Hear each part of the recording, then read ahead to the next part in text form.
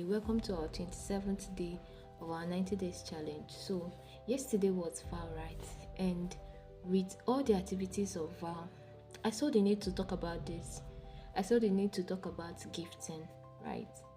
So, for me personally, gifting is not about the size or the quantity of what you are giving the person, right? Gifting is about the intentionality attached to what you are giving, right? So, when I say that if you are giving someone something, if you're giving someone a gift, no matter how small, right, be intentional about it. And there's something about being intentional about what you give to someone. If you're intentional about a gift, it will not be anyway, right? The gift, once you're intentional about a particular gift, it will not be anyway. It will be specific, right? It will be beautiful. So when I'm talking about gifting, there's always a portion of the Bible I like using to elaborate it, right? It's the part of Cain and Abel. Cain and Abel gave at the same time, right? Cain and Abel gave to God at the same time. And what did God see? God did not only see the gift.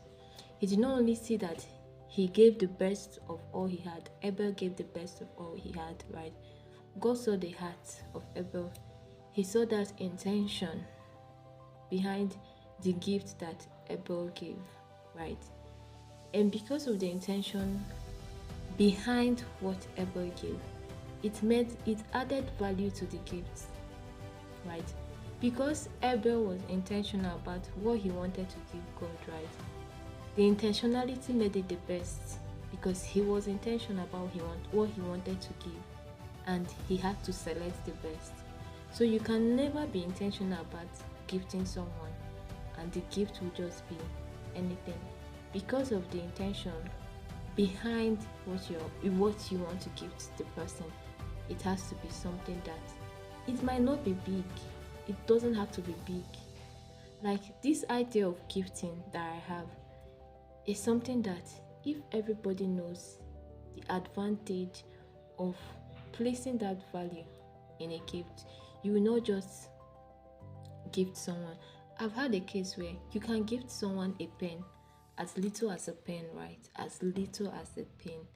But because of this is the little that you can give at the moment, and the intention behind you giving it, you can present it in a way that the person will not just see it as a pen, right?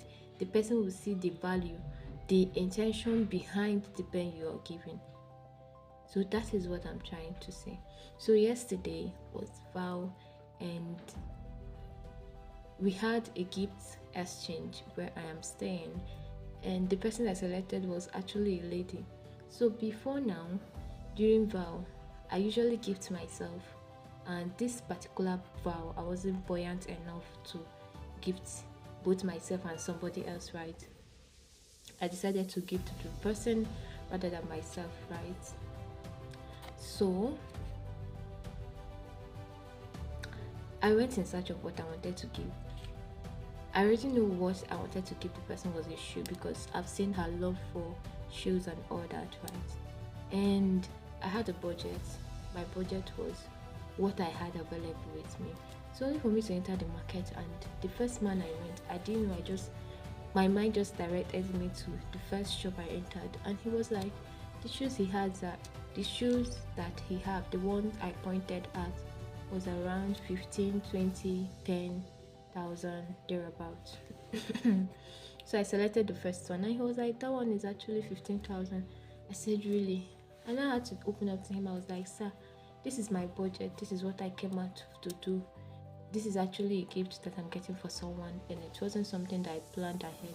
But today is a day of love and all that, so I have to show that love to someone, right? And he was like, my budget cannot really purchase what I am picking, right?